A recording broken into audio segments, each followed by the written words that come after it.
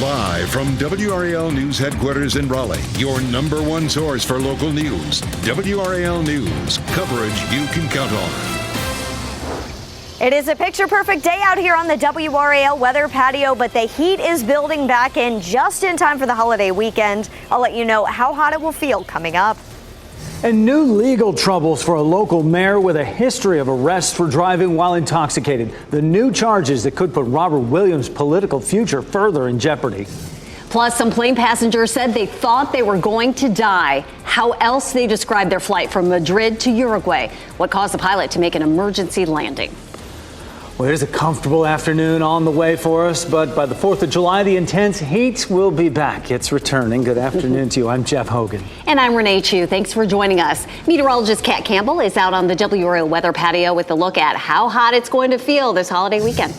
I'm happy to be out here on the WRAL weather patio today because this is really going to be the only day you get to enjoy this nice weather. Tomorrow, we're back in the 90s, and on Thursday for the 4th of July, look at these numbers. 98 the high here in the Triangle, 97 even in Roxborough, 98 for Fayetteville and Southern Pines, mid-90s in our eastern counties. But let's talk about the heat index because the humidity starts to go up on Thursday.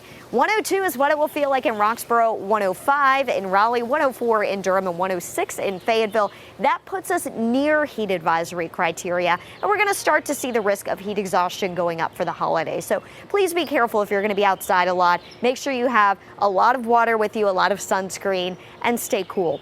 Even for fireworks, it's going to be hot out there. 94 at 7 o'clock, 87 at 9 o'clock. And by 11 o'clock, it is still 83 degrees for fireworks. Just a 20% chance of a storm early, but that chance should quickly taper off as we get near and after sunset, which is good news for the fireworks. It'll be partly cloudy out there Thursday night. Let's talk about the dangerous heat building because it lasts not just through 4th of July, all the way through the weekend. It gets worse. Friday, 100 degrees. The heat index certainly over 105 this weekend. And we continue to monitor a Category 5 hurricane. I'll have the new track for Beryl coming up. And Kat, at least 3 people are dead after the major hurricane hit several Caribbean islands. Video shows the damage after Hurricane Beryl slammed Barbados. Beryl made landfall in Grenada as a Category 4 and then strengthened to a Category 5. It had maximum sustained winds of about 160 miles per hour. It is in its most recent update. The National Hurricane Center said the storm was still intensifying. Beryl is now headed toward Jamaica. A local mayor faces scrutiny again after being accused of driving drunk for the 4th time. Sharpsburg Mayor Robert Williams was stopped by Rocky Mount Police Monday night. WRAL Sean Gallagher is in Sharpsburg with additional information about this latest arrest. Sean.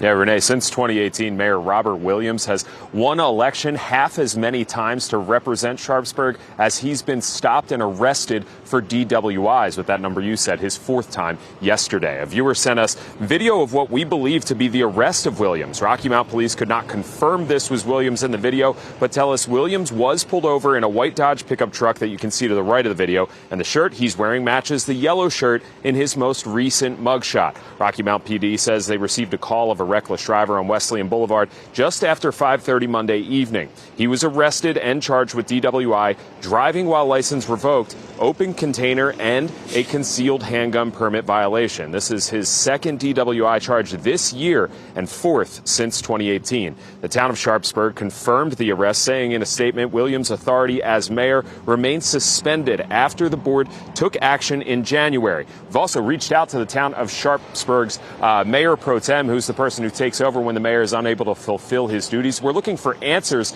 about the future of Mayor Williams, whether they're looking into his conduct and if they're going to consider removing him from the position of mayor at some point because of this, but they have not responded yet.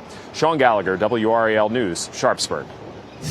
Good afternoon. I'm Chris Levingood in the WRAL Live Center, taking a look at some breaking news from the last hour or so. The Manhattan DA's office says it is open to delaying former President Donald Trump's sentencing to brief his motion to set aside his criminal conviction. This, of course, coming after the Supreme Court ruled that he does, in fact, have some presidential immunity when it comes to particular situations. They're just in the process of right now of having that to a lower court to figure out what specific situations would require the president actually being able to use presidential immunity in his case there. Trump's team filed a letter yesterday seeking to challenge his conviction because the Supreme Court again ruled on that yesterday. And so the prosecution's office is now asking for at least 2 weeks in order to file a response to that motion. We'll be watching very carefully to see what actually becomes of that come July 24th. A Fayetteville dad who lost his 8-year-old daughter to gun violence is sharing his thoughts about better protecting children. Fawn Dockery's daughter, Genesis, was killed last July. She was shot by an 11-year-old at her babysitter's house. Since her death, Dockery has been on the front lines, pushing for communities to do more to protect children from gun violence. After the latest death of a child, we've reported 2-year-old Manaria Spears in Durham. He says that communities need to hear the call and step up. Parents, what are we doing on our end? What is our responsibility? You know, we push it off on the politicians and our legal system and our protection agencies. But at the end of the day, we can no longer neglect our responsibility. Genesis Dockery's story was featured in the WRAL documentary Unsafe North Carolina Kids Dying from Guns. You can watch it on WRALdoc.com. We have new video into our newsroom of that flight that encountered severe turbulence, injuring about 30 passengers. The Boeing 787-9 Dreamliner was flying from Madrid to Uruguay when passengers say the plane went into a dive over the Atlantic Ocean. Witnesses say the passengers who were not buckled into their seat got tossed around. Some even hit the ceiling. The pilot regained control and landed safely in Brazil. The passengers were put on another Air Europa plane to continue the trip to Uruguay. More than 100 people are dead after a stampede at a religious event in northern India. The incident happened at a prayer meeting in a village about 125 miles southeast of New Delhi. Most of the victims are women and children. Although the cause of the stampede is not immediately clear, officials believe sweltering heat played a role. The temperature there was around 90 degrees with humidity levels around 75%, pushing the heat index beyond 110 degrees. Expect to see big July 4th crowds at RDU and airports across the country. The TSA says 8 of the 10 busiest travel days ever have already happened in this past month. WRAL's Kelsey Coffey looks ahead to the very busy week at the airport. Right now, 2 of the 5 parking areas here at RDU are full for the rest of the week. Today, we're in the central parking deck. Now, you can tell that there's still some spots left here, but let's take you to video now from Mother's Day weekend when RDU had a one-day record. Nearly 59,000 people traveled through RDU on Mother's Day. Looking ahead now to the 4th of July, we're expecting record-breaking numbers. More than 5.7 million Americans are expected to fly this week. That's a 7% increase from last year, a record high, according to AAA. We want to encourage our customers, try to get here 2 hours early for domestic flights and 3 hours for international. That leaves you plenty of time to get through the ticket counters, get through the checkpoint itself, and get to your gate. And remember, most airlines board 40 minutes before the flight actually leaves. If you're headed to RDU this week, you want to give yourself a little bit of extra time, and one of the best ways to do that is to book your parking in advance. So there's still parking available in the Express lot and the Premier lot, but be sure to book your parking at least 24 hours ahead of time. Kelsey Coffey, WRAL News at RDU. 4th of July celebrations are coming early to the town of Wendell. Fireworks will be on display tonight at Wendell Community Park. That's on West 3rd Street. Gates open at 6, fireworks start at 9. There will be more than a dozen different food trucks out there, as well as outdoor activities and music. As we get closer to the holiday, the city of Durham is warning people about the dangers of celebratory gunfire. In the past 4 years, 2 people in Durham have died in connection to celebratory gunfire. Although gunshots into the air may not target a person, falling bullets can hit people and damage property. Anyone caught firing shots into the air could face a fine up to $500. Indiana Republican Victoria Spartz is charged with carrying a gun through Washington Dulles International Airport. TSA spotted the unloaded firearm in her carry-on during a security screening. Carrying a weapon in a luggage in an airport terminal is a Class 1 misdemeanor. Spartz is the first Ukrainian-born member of Congress. I want to bring you back into the WRAL Live Center for a breaking update within the past 30 minutes. Rudy Giuliani has been disbarred in New York. This was because of comments and statements made during the 2020 election. He's been, at one point he was suspended his license that was for practicing law up there, but now this is actually disbarring him from practicing law in New York. The court said the seriousness of Giuliani's misconduct cannot be overstated and that he misused his position as former President Trump's personal attorney and campaign, making false statements, some of which were perjurous to the court, the lawmakers, and, of course, the public. Fed Chair Jerome Powell has noted some inflation progress as well as big Tesla gains in the last day or so. And we're looking at the Dow Jones Industrial Average not responding well to any of that. Down 70 points right now as we look at it this noon. NASDAQ is in positive territory. It is up 23 points right now. The S&P 500 is up marginal 7 points.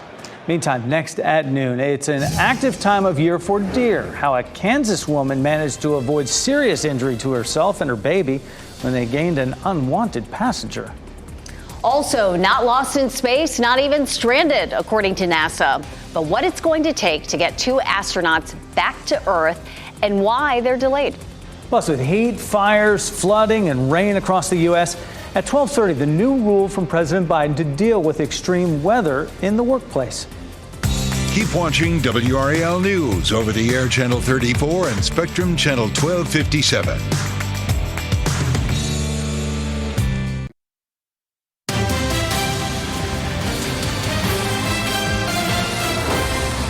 A mother in Kansas is grateful she and her infant son are alive after she hit a deer on the highway.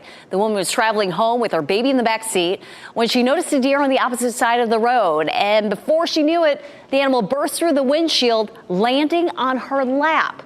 All she could do was stay focused on protecting her son, making sure he was okay. While the deer still in her lap, she managed to get her car to the shoulder so she could pull her son out of the back seat.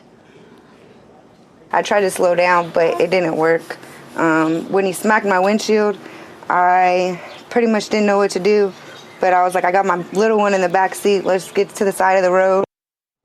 Yep, get to the side of the road first. The dealership says the deer caused about $15,000 in damage.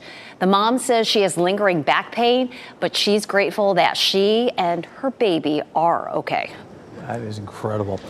NASA insists 2 astronauts who are on board the ISS are not stranded in space, but they definitely will not be returning on Friday as planned. NBC's Tom Costello explains the holdup. But let's go forward into Starliner, where on board the International Space Station, astronauts Sonny Williams and Butch Wilmore are still waiting to learn when they might return home. Everything's been fantastic. The spacecraft is handled remarkably well. 2 weeks ago, they provided a tour of their spaceship.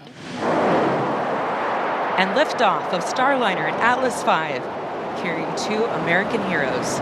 Built by Boeing, Starliner launched on June 5th, 5 years behind schedule, after a series of engineering setbacks. Then, once in space, more problems. 5 helium leaks, which NASA says are not a major concern.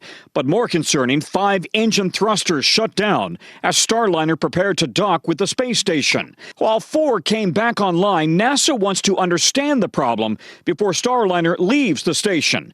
This is their only chance because that section of the ship that contains the thrusters, the service module, is designed to burn up on re-entry. So astronauts Williams and Wilmore's 10-day visit is turning into a weeks-long stay. I want to make it very clear that Butch and Sonny are not stranded in space. Our plan is to continue to return them on Starliner and return them home at the right time. There's plenty of food, there's plenty of resources up there, there's plenty of clothing. They will be absolutely fine for an extended period of time. Before they launched, I asked the crew if they were confident in their ship. Does this spaceship feel like it's ready for prime time? Yes, that's the short answer. Absolutely yes. That's the long answer. That was Tom Costello reporting. NASA engineers will begin replicating that thruster problem on the ground in New Mexico, which is expected to take at least 2 weeks, leaving a return date up in the air. Okay, well, we're not stranded in North Carolina. No desire to get away when we have such nice weather right now. Meteorologist Kat Campbell is out enjoying the sunshine and this refreshing air out on the patio. Oh, man, it is so nice out here today, Renee. I wish we could hold on to this forecast for a long time. The air is crisp, dry, temperatures are in the 80s. This is just perfect summer weather.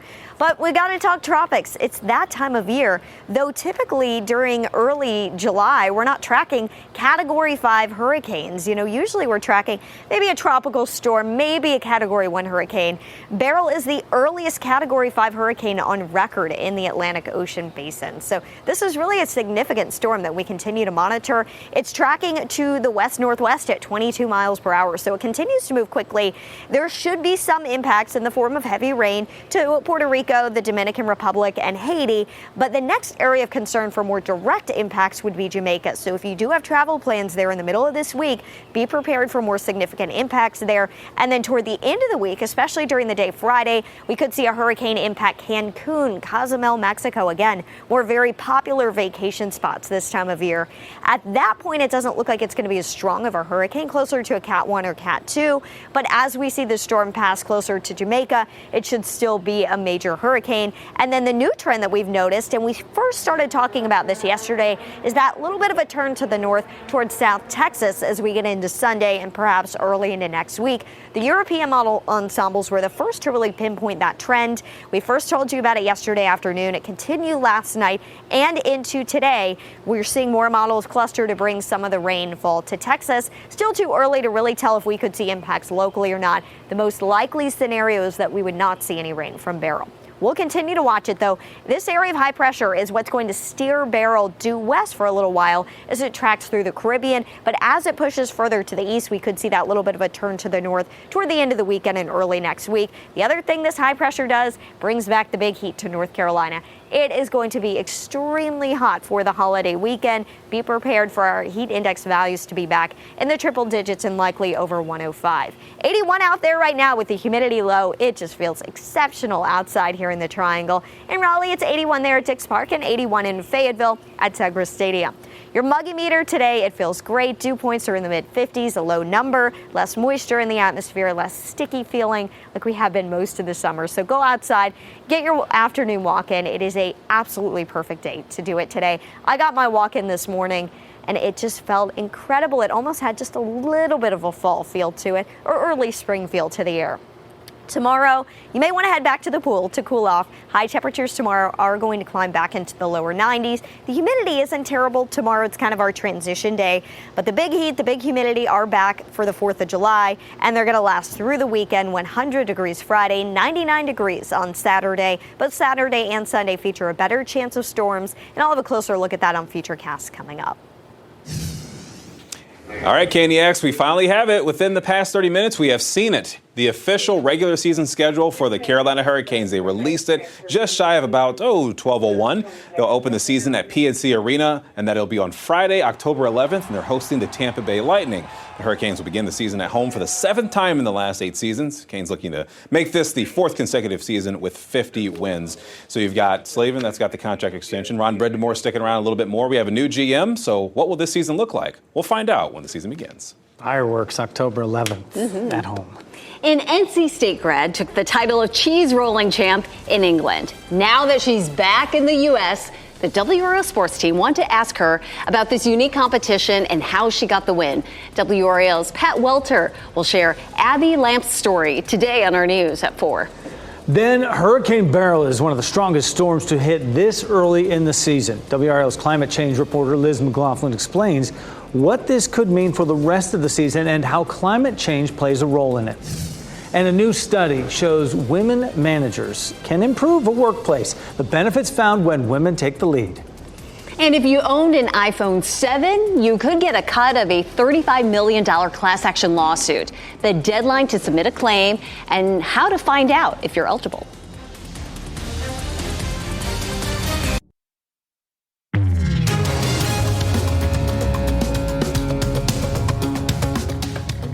A waffle fry pool float is just one item Chick-fil-A is selling in its new summer line of merchandise. And auto dealership systems are expected to be back up by Thursday. Those are among today's business headlines with Maribel Aber.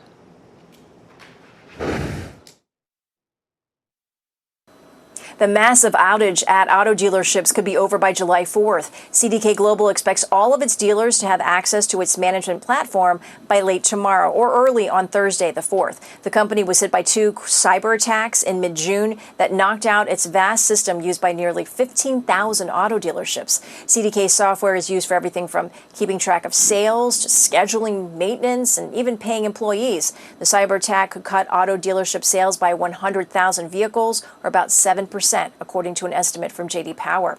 The merger between Six Flags and Cedar Fair has been completed. The deal brings together 2 big regional amusement park chains worth an estimated $8 billion. Combined, they'll operate 42 theme parks, water parks, and resort properties. The companies say the financial flexibility from the merger will allow it to invest in new rides, attractions, and technology. The new company will operate under the Six Flags name, and its stock is expected to begin trading today under the ticker symbol FUN. Chick-fil-A is now selling summer merchandise. You can get a large waffle fry pool float, a chicken sandwich towel, or a cow print bucket hat. And if you're looking for something a little more active, there's a pickleball set. And of course, a cow print water bottle to keep you hydrated is also available. You can check out the full line at the chain's new online store, shop.chickfila.com. And those are your business headlines. I'm Maribel Aber at the NASDAQ market site. Having more female managers in the workplace is good for business. This is according to a Harvard study. It found female managers are better at building rapport with teams made up of men and women. This leads to better communication, better organization, and in turn, better production. Researchers found when men managed other men, they too had good results. And the same was true when women managed other women. But the study found when men and women work together, it is best to have a woman in charge. Sounds like my house.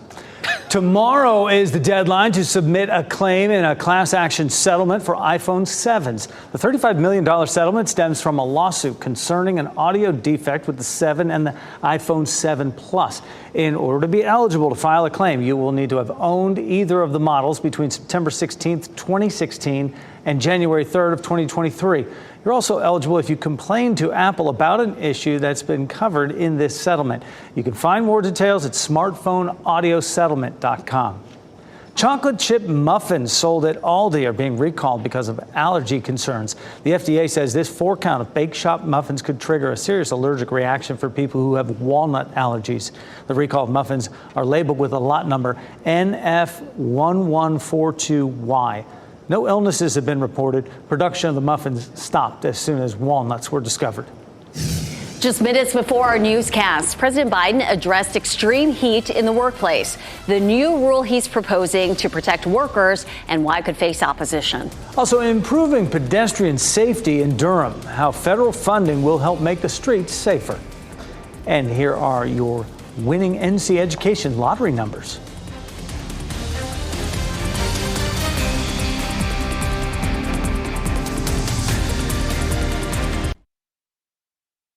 Shot in 4K ultra high definition. Your number one source for local news. WRAL News. Coverage you can count on.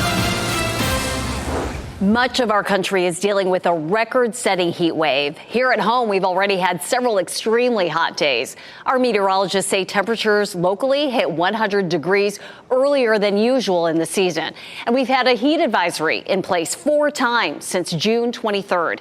Within the last 30 minutes, President Biden rolled out a new rule to address excessive heat in the workplace. WRAL's Noah Klein explains the plan. Noah. Renee, less than an hour ago, President Biden officially announced this plan to protect workers from extreme heat. We're talking about farm workers, delivery drivers, construction crews, landscapers, many others. Here's take a look at this. There's some things the Biden administration wants to do to keep workers safe and their workplace accountable.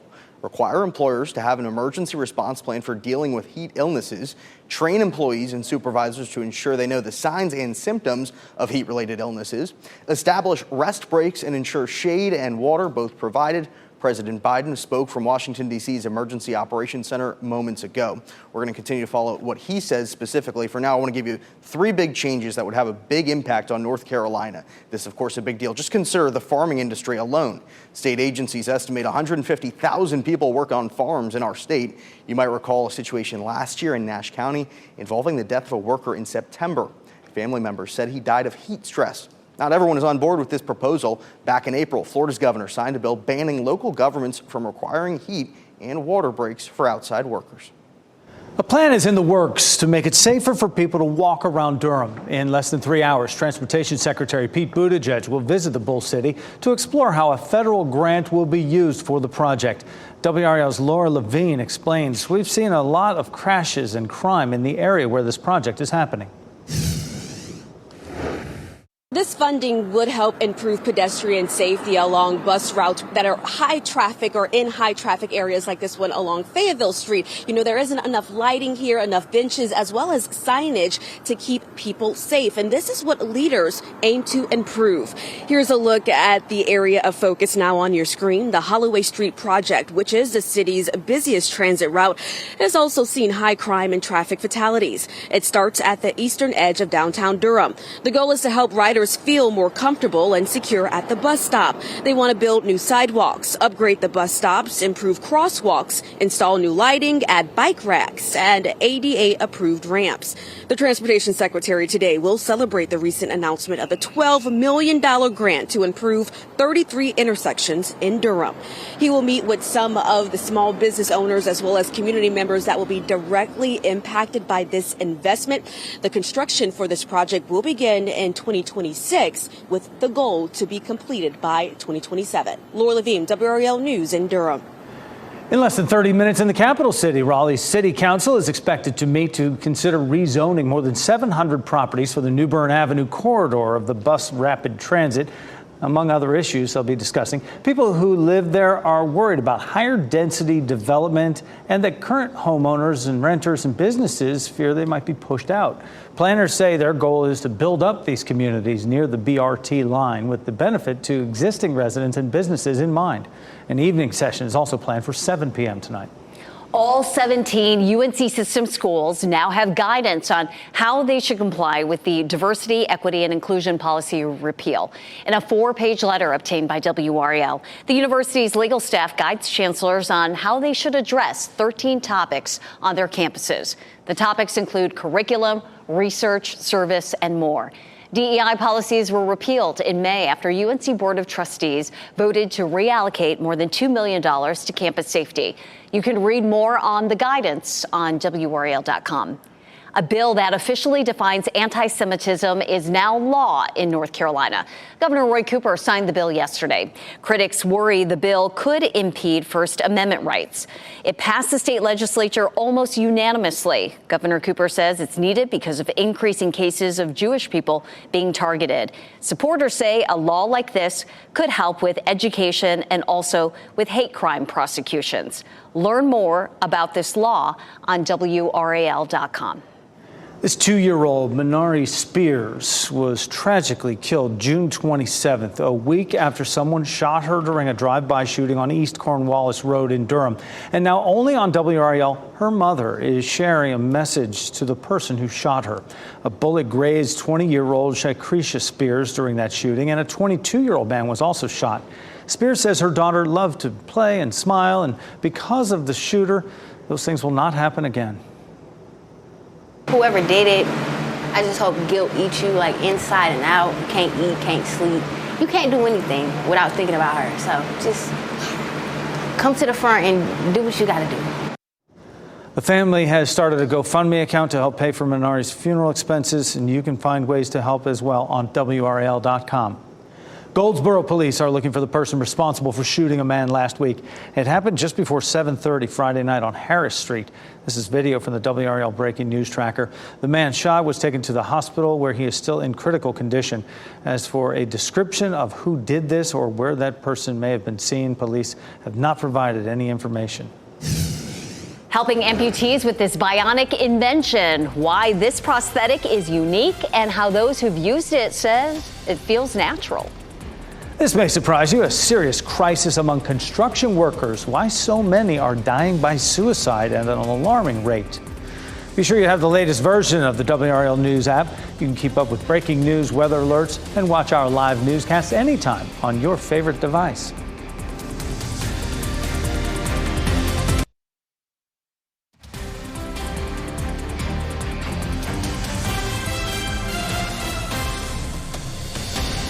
And looking at some big puffy clouds over Beaufort here in this noon hour. A beautiful look down towards the coast. I hope they have the same temperature and same lack of humidity that we are enjoying right here as you watch WRAL TV on Spectrum and the WRAL app on your TV or streaming device. It is just gorgeous out there today. We're getting a better idea on how many people who work in the construction industry struggle with mental health issues. Data from the CDC says the construction industry has one of the highest suicide rates compared to other industries. The CDC says 56 out of 100,000 men in construction died by suicide in 2022. A construction executive in charge of health and safety says construction workers face constant project cost and time pressure and work long hours, along with having issues at home. Encouraging news about the benefits of consuming cocoa extract or very dark chocolate. Researchers say not only does it reduce several cardiovascular risk factors, but it also appears to lower blood pressure, bad cholesterol, and blood sugar. The study's author cautioned that consuming excess chocolate of any kind can lead to high sugar and saturated fat intake, and that can negatively impact heart health. If you have pain in your hands from using your cell phone, you're not alone. Phone hand, or tech claw, is that pain in the hand that's caused from holding your phone for extended periods of time. It can cause small tears in the muscle, causing your hand to swell and become stiff or sore. Experts say it's similar to tendinitis or carpal tunnel syndrome. The best ways to alleviate the pain: less screen time, put down that phone, stretch your hand, or use voice-controlled features. Now, this might sound like something from the 70s television series, The $6 Million Man, but MIT says it has created a bionic leg that restores natural walking speeds and steps. Take a look. It uses sensors placed between the reconstructed amputation site and the bionic leg to transmit electrical signals to the nervous system. A patient says the new prosthetic feels natural, as if the limb were made of flesh and bone. Very promising. Yeah. Well, we've all heard the term use it or lose it. Coming up, the dire effort to preserve a dying language used by some tribal nations. Plus, I just got hit. Oh my gosh, I just got hit. The conditions that contributed to this electrifying experience for a group of campers.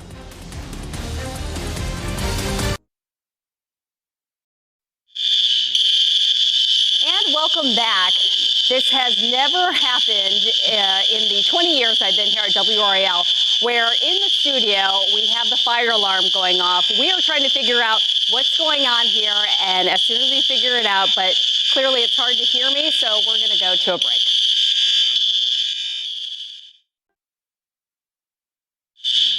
Okay, we have an update. There's no safety issue here at the station. Our engineers are working on trying to figure out how to turn the fire alarm. So it's been going off here for a little while, but I've been told we'll keep going with the news here because we have more stories we want to let you know about. Hopefully you can hear me. There's a sense of urgency to save a language spoken by less than 400 people worldwide. The Muskogee Nation in Oklahoma is looking for creative ways to preserve their native language. The director of the Muskogee Language Program creates bright posters with words and phrases. She's even gotten language curriculum into 30 different public schools. So the tribe looks to heal while revitalizing the love of the language. Our elders, they were forced into boarding schools where they weren't allowed to speak Muskogee, and they were punished for speaking English. And then those that didn't get forced into a boarding school, even at their public schools, their teachers would punish them for speaking in their native languages. And we apologize for the fire alarm. Just keep hanging in with us here. The College of the Muskogee Nation launched a Muskogee Dictionary app to help people learn the language. It can be downloaded on Apple and Android devices. I'll give it a shot here, Renee. At least 7 teenagers on a hike with a youth group in Utah are recovering from injuries after lightning struck the ground where they were walking.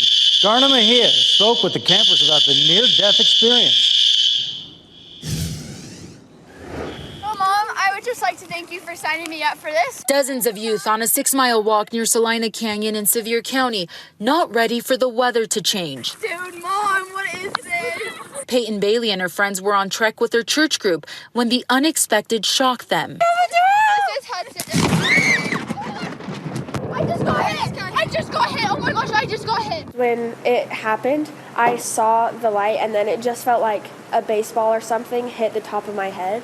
When the lightning struck, I think it was so powerful that it felt like a whole weight was put on our head. Like it felt like something hit us. But we were wearing hats and we think the metal on our hats attracted it. A few feet in front of her, Peyton saw some of her friends fall to the ground. And I fell and I was on the ground and I remember getting back up and I just saw him on the floor seizing. And it was such a weird feeling. I can't even describe it. According to the Sevier County Sheriff's Office, some 50 youth in the group from the Church of Jesus Christ of Latter-day Saints felt the lightning shock, though it appears no one was struck directly. My mom and dad were also with a different company, and they had a boy just completely fall down. The sheriff's office says the wet ground acted as a conductor. 7 youth were rushed to local hospitals and 2 were flown to Primary Children's with serious symptoms, including numbness and partial paralysis in their arms or legs. I just felt really shaken after everything. That was Garna Mejia reporting, and it took a lightning story to get the fire alarm off in here. Lightning does, though, seriously kill about 20 people each year in the United States. Hundreds more are injured. In 2023, there were 14 lightning-related deaths reported. I suppose there's a first time for everything. My ears, Jeff's ears, still ringing from that loud fire alarm. Well, I suppose you want to be outside if there's a fire alarm. Meteorologist Kat Campbell out there on the weather patio. Hey, Kat. Hey, Renee. You guys hung in there. Way to be troopers, Jeff and Renee. Great job. Well, all of WRAL, our entire staff was out here. This is the safety place during fire drills in the WRAL Gardens. So we had a whole studio audience out here earlier. Everybody's gone inside now, but man, Carolina Beach is hopping today. Look at all those people out there enjoying the holiday week. 82 degrees right now. It's a beautiful day to be at the coast. However, there is a risk of rip currents. It's a moderate risk for our east-facing beaches, the exception along the Outer Banks, where there is a high risk for rip currents for part of the Outer Banks. So please keep that in mind. If you're headed to the beach this weekend, you need to pay close attention to the flags flying. If they are red, do not get in the water, and make sure you're reviewing your rip current safety with your family. Let's take a look at tomorrow's highs at the coast. Low to mid 80s. It's going to be a beautiful beach day tomorrow. Thursday for 4th of July, upper 80s for most of our coastal towns, some low 90s closer to New Bern. It's going to be hot at the coast, but it does look dry for 4th of July. 98 in Raleigh and Fayetteville, about a 20% chance of a storm here. The better chance of a stray storm would be in the western part of our state for Thursday. Let's talk about the humidity. That's cranking back up in the coming days. Today was the exception, especially for July. It feels so good. Dew points are in the 50s. That means we're comfortable on the muggy meter by Thursday, Friday, Saturday, and lasting all the way through the weekend. That tropical, very humid feel returns. Let's talk about storm chances. Tomorrow, we're likely to be dry during the day. 92 is our forecast high. It's hot, but not really all that humid just yet. It's as we get into Thursday that we see our southwest wind really returning into the area. 98 degrees on Thursday. It'll be partly cloudy, and we've got about a 20% chance of a stray storm. That would come as we get closer to the late evening hours. So we'll keep an eye on that for you. But once the sun sets, that really helps to limit any lingering storm possibilities. So that's good news for fireworks. Friday, a slightly better chance of a storm, and I have seen a trend this afternoon toward better storm coverage Friday afternoon and evening. Right now, we have it at about a 30% chance. There's a chance we may need to bump it up to 40%. We're going to analyze some of the new data, check in for an update at 4 o'clock.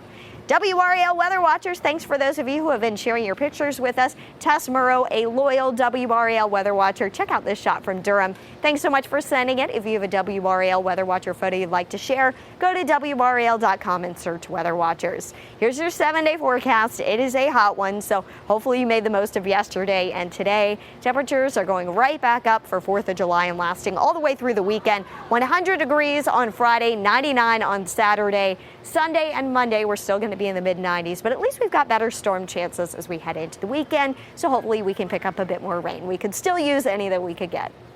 All right, Kat, we'll be out there with you soon. Mercifully, we are wrapping things our up. hearing. Let's look at a few of the headlines that we're following for you today. The Sharpsburg mayor is facing his fourth DWI arrest since he was first elected in 2018. You're looking at new video of the latest arrest. Robert Williams was arrested yesterday in Rocky Mount. He faces several charges, including DWI and driving while license revoked. Sharpsburg's mayor pro tem has been in charge ever since town commissioners voted to strip Williams of his duties in January. Transportation Secretary Pete Buttigieg will be in Durham today to explore how a federal grant will help make streets safer for pedestrians. $12 million is going toward making Holloway Street safer. The project aims to provide safe access to bus stops along the street. WRAL has reported on several hit and runs in that area in the past year. The funding will also help build sidewalks, upgrade bus stops, and install new lighting. As we get closer to the holiday, the city of Durham is warning people about the dangers of celebratory gunfire. In the past 4 years, 2 people in Durham have died in connection to celebratory gunfire. Although gunshots into the air may not target a person, falling bullets can hit people and damage property. Anyone caught firing shots into the air could face a fine up to $500. Why did the UFO cross the road? That's what a deputy was left asking when he pulled over this otherworldly vehicle over the weekend. Check it out. A deputy patrolling an interstate in Missouri pulled over this silver spaceship car for a lane violation, as well as having an expired license plate. The deputy gave the driver a written warning and sent him on his way. The driver was headed to Roswell, New Mexico for the annual UFO festival. The sheriff's office made to point out that those friendly humanoids come in peace. Tickets for a popular winter event in the Triangle are on sale now. The North Carolina Chinese Lantern Festival returns to Cary's Kokobuth Amphitheater from November 16th through January 12th. It features more than 40 all-new handcrafted displays. Each has more than 100 parts and thousands of LED lights. I love taking my daughter there. It is a must-see. You can get your tickets on the Boost Amphitheater's website. Those are stunning photos right there also as well. Renee's too modest. She took all those pictures. An iconic 3x3 grid puzzle just turned 50 years old, but it isn't showing any signs of retiring. Yeah, we're talking about the Rubik's Cube. There it is. Erno Rubik, 79 now, created the iconic puzzle. That was July 1st, 1979. It took a month of twisting and turning for him to solve it. The current play on this thing, the world record stands at 3.13 seconds. That's incredible. Our pet of the day from Perfect Match Rescue is the perfect combination of calm and playful. Brindley was found as a stray in South Carolina, gave birth to her puppies on a porch out in the cold. She's a mix of a retriever and beagle, good with everyone she meets as well. She's housebroken, knows basic commands like sit and wait. To meet Brindley, contact Perfect Match Rescue. Today's the 30th birthday of a man who disappeared mysteriously in Benson more than 7 years ago. Coming up in our news at 4, we are hearing from the family of Cole Thomas, still looking for answers in his disappearance. What a day. We're going to enjoy some peace and quiet later this afternoon. Can you hear me? NBC News Daily is next on WRAL. Have a great day. Keep watching WRAL News over the air Channel 34 and Spectrum Channel 1257.